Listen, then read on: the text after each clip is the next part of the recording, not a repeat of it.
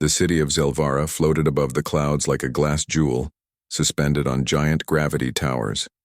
From her private chamber, Princess Ilari stared out across the glowing skyline. Her pale blue skin shimmered faintly in the light, and her long, silver hair rested over her royal armor. She looked calm, but inside she was not.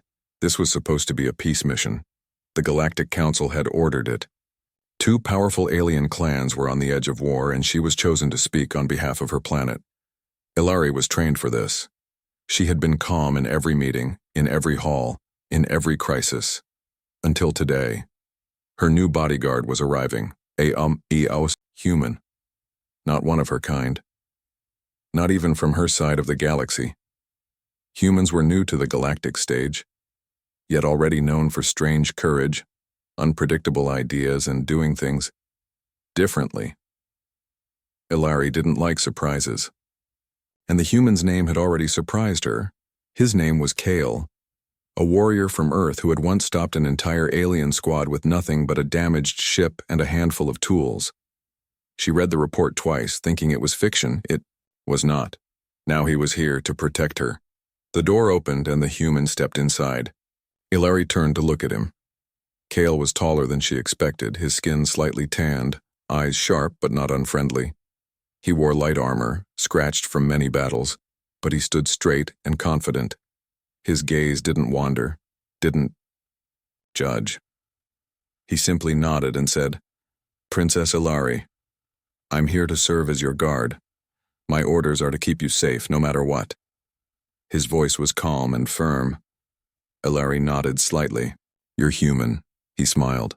"Last I checked." Something about that smile, relaxed and confident, made her heart skip for a second. She quickly looked away. "Fine. Let's begin the tour of the city. I have meetings all day." "Yes, Princess," he replied, walking beside her, not behind. That annoyed her, but not for the reason she thought. She wasn't used to someone walking beside her like an equal. Yet, strangely, it didn't feel wrong. As they walked through the golden halls of the palace and into the wide city platforms, Kale watched everything. His eyes were always moving, checking corners, scanning rooftops, noticing guards and even the wind patterns. "You seem tense," Kale said casually. "I'm always alert," she replied coldly. "No, you're uncomfortable. Is it me?" He asked, half smiling. Ilari paused. "You are different. Humans are not common here." "True, but sometimes different is what saves the day." His answer wasn't arrogant, it was honest. That made her even more unsure how to respond. People were careful with words. Kale just spoke freely.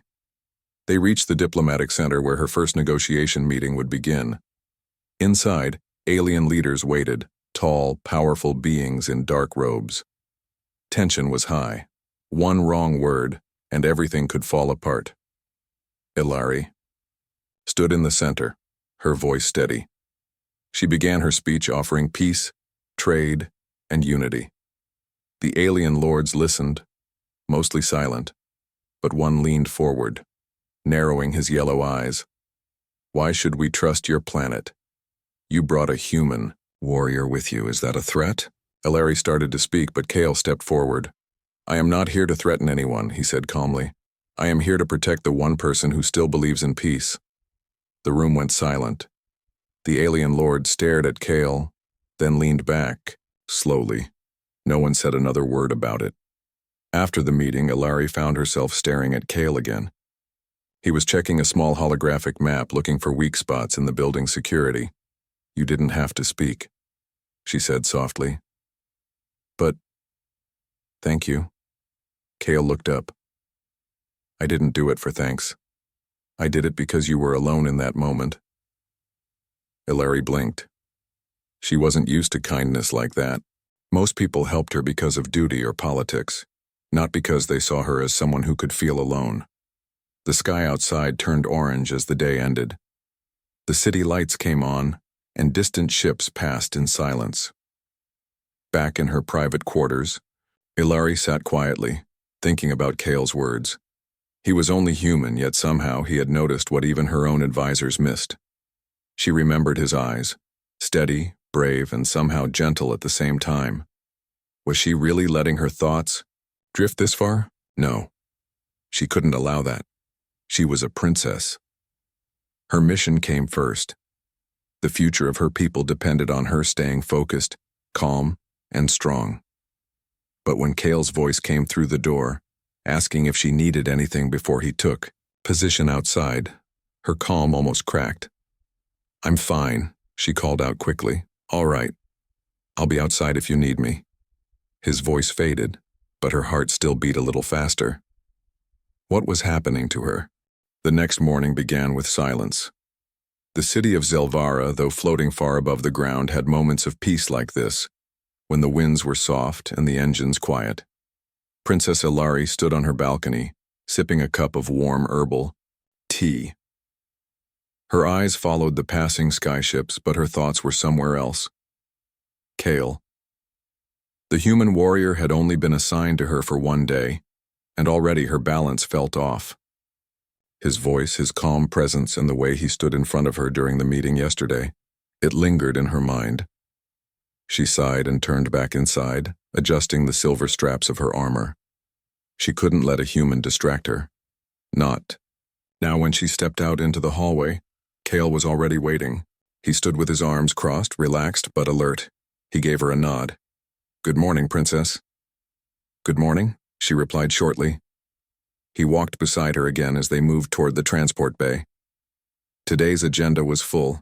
Another round of peace talks, a tour of the local food supply systems, and a private visit to the Hall of Memories where past treaties were carved into stone. Kale didn't speak much at first. He simply watched everything. She glanced at him a few times, wondering what he thought of her world. Her people were graceful, quiet, and serious. Humans, from what she had read, were loud, emotional, and driven by instinct. So why did this human feel more focused than most of her own guards? As they entered the transport ship, Ilari sat across from him. Kale leaned slightly forward, checking a small wrist device that scanned for any security threats. "You don't trust this place?" she asked. "I trust you," he said without looking up. "But peace talks attract enemies. And someone tried to frame your guard captain last month, didn't they?" She blinked. "That information wasn't public." "I did my research." Ilari's fingers tightened on her seat. Not because she was angry, but because she was impressed. He was careful, smart, dangerous in a good way. When they arrived at the Hall of Memories, they were greeted by local council leaders. The hall was quiet and carved from dark stone, standing as the oldest structure in Zelvara. Inside, glowing, words floated above ancient markings, words from long-dead leaders, promises of peace and unity. Kale stood a few steps behind Ilari as she gave a short speech, honoring past sacrifices and asking for strength in the days to come. But halfway, through her speech, she noticed something odd. One of the guests, a short, cloaked figure, was watching Kale, not her. She glanced toward him, trying to stay calm. Kale had already noticed. He took a step forward, positioning himself between Ilari and the suspicious figure. The cloaked guest turned and walked away quickly, disappearing down a side corridor. The rest of the visit passed without incident, but something was clearly wrong. Back inside the transport ship, Ilari leaned forward. "Did you recognize that person?" "No," Kale replied. "But whoever they were, they didn't come here to listen to speeches." "You think someone's spying on us?" "Maybe worse." Ilari felt a chill down her spine. Her people were good at hiding secrets, but she had a feeling Kale was better at uncovering them. Later, they returned to her private chamber for a scheduled meeting with her advisors. Kale stood near the wall, arms folded, saying nothing, but Ilari could feel his presence behind her. It was strange, calming even when everything else felt uncertain. When the meeting ended, she asked her advisors to leave. Kale stepped forward, waiting for instructions. Instead, she turned to him and asked softly, "Do you always act this serious?" Raised an eyebrow. Only when the person I'm guarding keeps pretending everything is fine. She stared at him, caught off guard. You're worried, Princess, he said. Someone's watching you. The talks are fragile, and you're trying to carry all of it without showing any cracks. Ilari's voice lowered. That is my role. I'm expected to lead. To be calm. No one said you can't feel. She looked away. Feelings make leaders weak. Kale shook his head. Feelings remind us we're alive. I've seen leaders fail because they refuse to listen to their hearts. Ilari turned back to him slowly. Is that how humans lead? With their hearts? Not always, he said, smiling a little. But when we do, sometimes we change everything. The room fell quiet. Kale stepped back, his tone respectful again. Forgive me. I've said too much. But Ilari wasn't angry. In fact, her heart felt strangely light. That night she stood on her balcony again, watching the stars. She thought about her childhood, how she was trained to control her voice, her movements, her mind. She remembered her father's words. A princess must never show fear, never show want, and never let a stranger near her heart. But Kale wasn't a stranger anymore. And her heart? It was not calm. Just then, a soft sound came from her door. It's me, Kale said. I just wanted to say, security checks are done, nothing new so far. Thank you, she said, her voice softer than before. He paused. Princess, if anything ever feels wrong, tell me. I'm not just here to protect your body. I can help protect your peace too. Her breath caught in her throat. No one had ever said something like that to her. I'll remember that, she replied. As his footsteps faded down the hall, she stood still, hand over her chest. Her heart was beating fast again, but this time she didn't try to stop it. The sun was just rising above the silvered towers of Zelvara when Princess Ilari woke up with a strange feeling in her chest. It was not fear exactly, but something sharp and heavy, like a warning her body felt before her mind could understand. She stepped into the main hall, already dressed for the day. Kale was there as usual, standing near the security panel, reviewing overnight reports. He looked up and greeted her. Good morning, Princess. But before she could reply, the alarm sounded. A red light filled the hall. Sharp tones echoed through the walls. Guards ran into position and Kale stepped in front of her at once, blaster drawn. What's happening? Ilari asked, keeping her voice steady.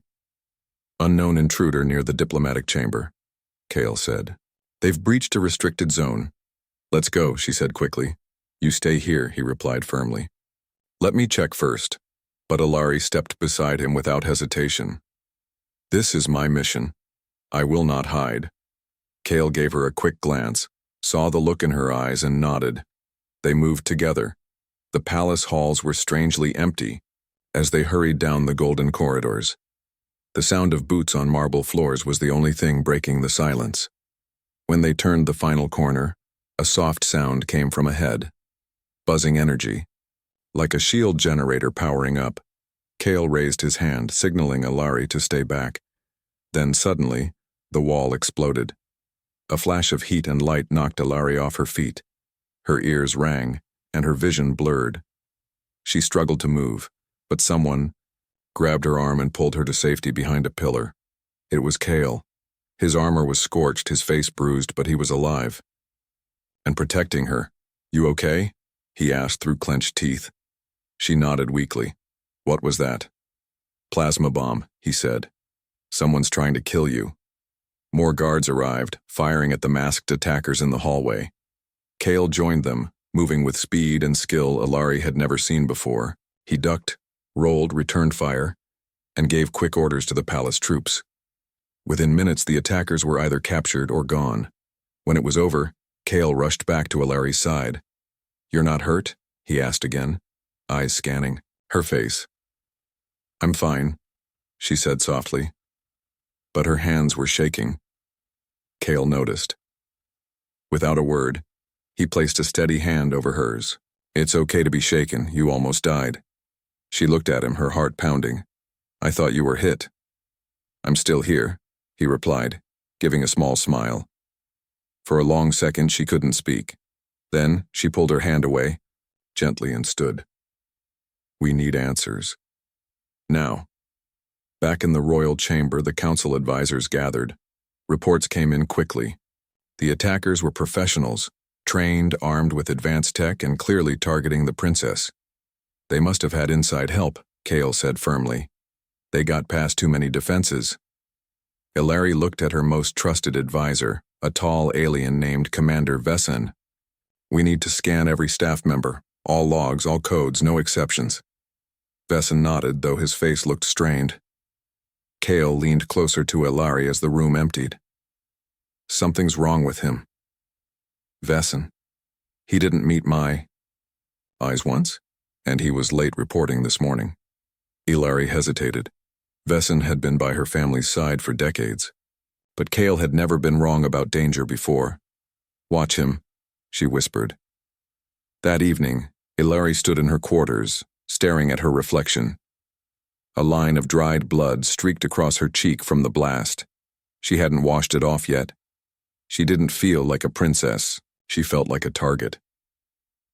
Kale walked in, carrying a medical scanner. You should get that cleaned.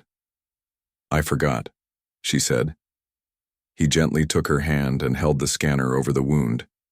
It beeped and sprayed a soft mist that cooled her skin. You could have died, she said quietly. But I didn't, he replied. Because you're worth protecting. She looked into his eyes and saw no fear, no pride, just truth. Why do you care? She asked suddenly. I'm not from your world. I'm just another alien leader in a galaxy full of them. Kale hesitated, then answered, because you're brave. Because you speak for peace when everyone else wants war. And because I've seen people hide behind walls. You stand in front of them. Ilari didn't know what to say. Her throat tightened. I wasn't sure about you at first, she admitted. You spoke too freely. You smiled too much. You didn't act like the people I'm used to. And now? Now? I don't know what I'd do if you weren't here. Kale stepped back slightly, giving her space. But his smile remained, soft. Then I'll stay. Until the end. There was a pause between them. A silence not filled with fear, but with something new, something tender. Suddenly a message came through the intercom. Princess Ilari, please report to the command room. Commander Vessen is requesting urgent contact. They looked at each other. Let's go, she said, but in her heart, she already knew. This calm wouldn't last much longer. The command room lights dimmed as Princess Ilari stepped inside. A dozen holograms hovered in the air, maps, reports, and security scans from the day's attack. But her eyes were focused on one figure standing in the center, Commander Vessen.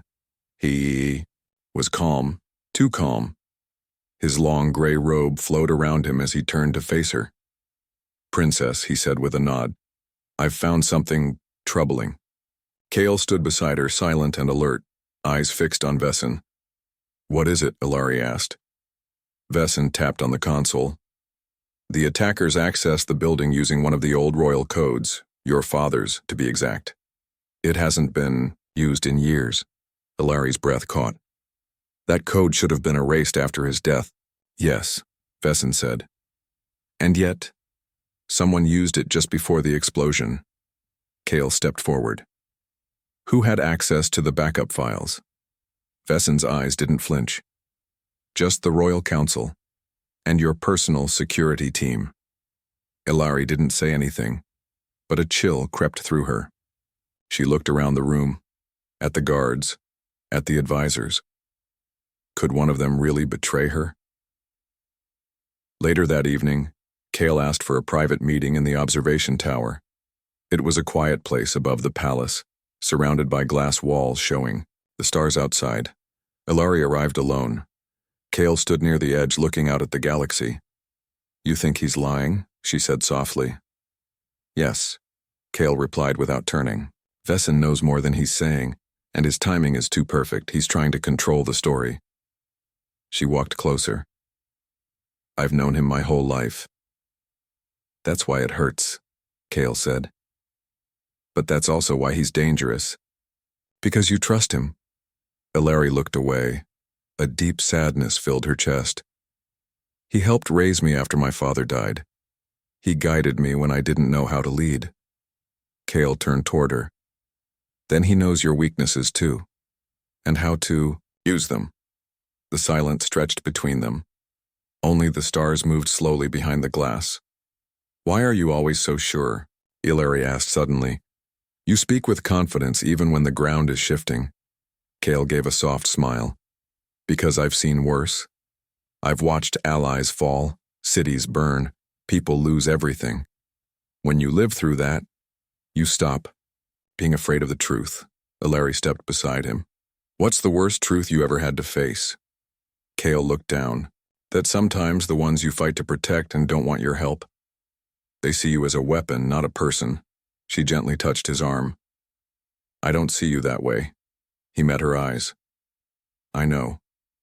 That's why I'm still here. A soft buzz came from Kale's wrist device. A silent alarm. He checked it quickly. There's movement in the archives room. Locked doors just opened using your father's code. Again. Ilari didn't hesitate. Let's go. They moved quickly. Through the palace, their steps silent in the dim halls. The archives room was hidden below the palace, a place where secret records and old royal data were stored. Only the most trusted had access. When they arrived, the door was slightly open. Kale held up his hand and stepped inside first. His weapon was drawn. Ilari followed carefully. Inside, lights flickered. Shelves lined the walls, each filled with glass files and memory crystals. At the center stood a figure, Commander Vesson. He turned slowly. I was hoping you wouldn't follow me. Ilari froze. Why? Vesson sighed. Because I didn't want to do this, but you left me no choice. Kale moved closer. Step away from the data crystals. I served your family for decades, Vesson said, ignoring Kale. I believed in your father. But he made one mistake. He trusted the council. He let humans into our world. Ilari's voice was cold. You're the one who helped the attackers. Yes, Vesson said quietly, but only to send a message. Humans are changing everything. Your heart is already turning toward one of them. Kale's jaw tightened. Ilari stepped forward. You betrayed me. To protect tradition? I tried to warn you, Vesson said, but you wouldn't listen. Ilari looked at him, feeling both sorrow and anger. I trusted you. And I loved you like a daughter, Vesson replied. But you're becoming something your father would not recognize. Kale raised his weapon. We're done here. Vesson held out a small device ready to trigger the data wipe. But Ilari spoke first. Don't. If there's still any part of you that remembers who I am, let go. Vesson looked at her one last time, then slowly he dropped the device. Guards arrived moments later and took him away. Back in her quarters, Ilari sat quietly by the window. The stars looked different tonight, colder, more distant. Kale stood nearby. He didn't speak. He knew she needed time. After a long silence, Ilari finally spoke. He raised me. He protected me. And still, he was the one trying to end me. Kale walked over and knelt beside her. He was wrong about one thing, he said gently. She looked at him. Your father would be proud, Kale continued, because you stayed strong. You faced the truth, and you didn't break. Tears touched her eyes, but she didn't let them fall. I wouldn't have made it without you. You would have, Kale said. But I'm glad you didn't have to. For the first time, she reached for his hand, and this time she didn't pull away. A week had passed since the betrayal. Silvara had returned to a state of order, at least on the surface. The damage from the explosion was repaired, and the peace talks were back on schedule.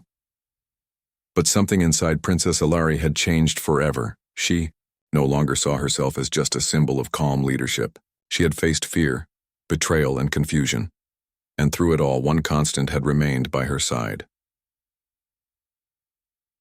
Kale, the human warrior who had once been nothing more than a foreign protector, had become something more. His words stayed in her heart. His presence quieted her thoughts. She stood on a balcony above the city once more, her silver armor catching the morning light. Ships passed overhead and people moved below, unaware of the silent war that had been fought to protect the peace. Behind her, she heard familiar footsteps.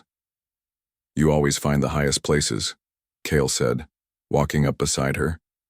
"I like to see the whole picture," Ilari replied softly. He stood next to her and looked out at the sky. "Tomorrow is the final council session. After that, peace may actually begin." "Yes," she said, "if nothing else goes wrong." Kale was quiet for a moment. Then he asked, "What will you do after it's done? Return to your homeworld?" She didn't answer right away. Instead, she studied the horizon. "I don't know," she said finally. "Everything feels different now. My home doesn't feel the same. My council has changed. I've changed." Kale looked at her. "Then maybe it's time to write your own path, not follow the one others set for you." She smiled a little. "You always say things that sound simple, but they stay in my mind. Maybe because they're true." They stood in silence again.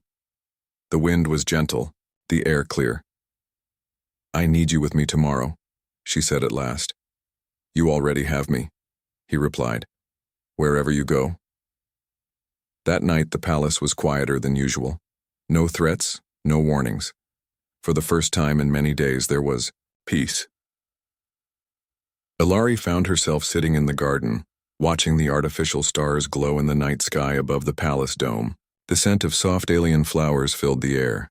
Kale arrived without needing to be called. He always seemed to know where she was. "You should be resting," he said, sitting beside her on the stone bench. "I couldn't sleep." "Me neither." They both laughed softly. A moment of light in the middle of everything heavy. "Do humans feel the same way about duty as we do?" Ilari asked. "How do you feel about it?" Kale asked back. "It's everything. Duty first. Feelings second. Sometimes, feelings never." Kale nodded slowly. "We believe in duty too, but we also believe that feelings make us stronger, not weaker." Ilari turned toward him. "Then why do I feel so unsteady when I look at you?"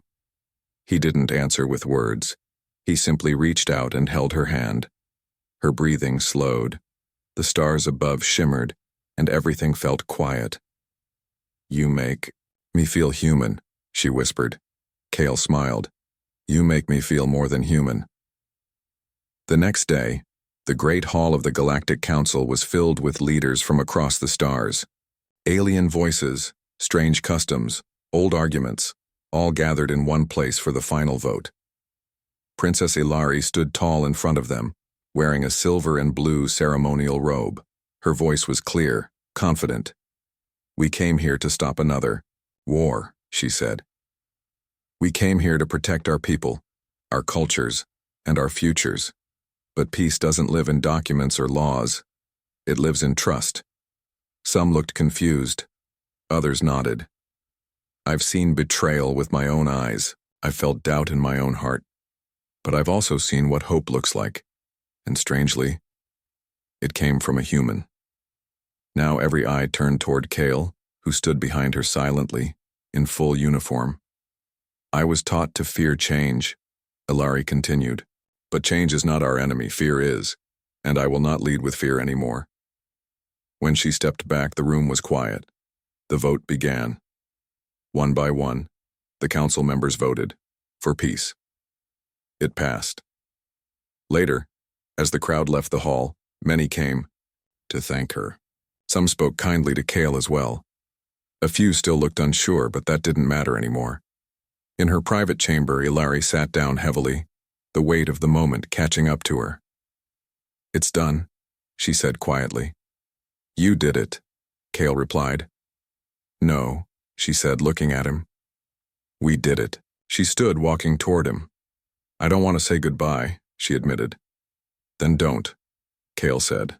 She looked into his eyes. I want you with me, she said. Not as a guard, not as a soldier, just with me. Kale reached for her hand, and this time, they didn't let go. As the stars turned above the planet of Zelvara, and the galaxy moved toward peace, a warrior and a princess stood together. Different worlds, different paths, but the same beating heart. She no longer struggled to stay calm because with him she didn't have to.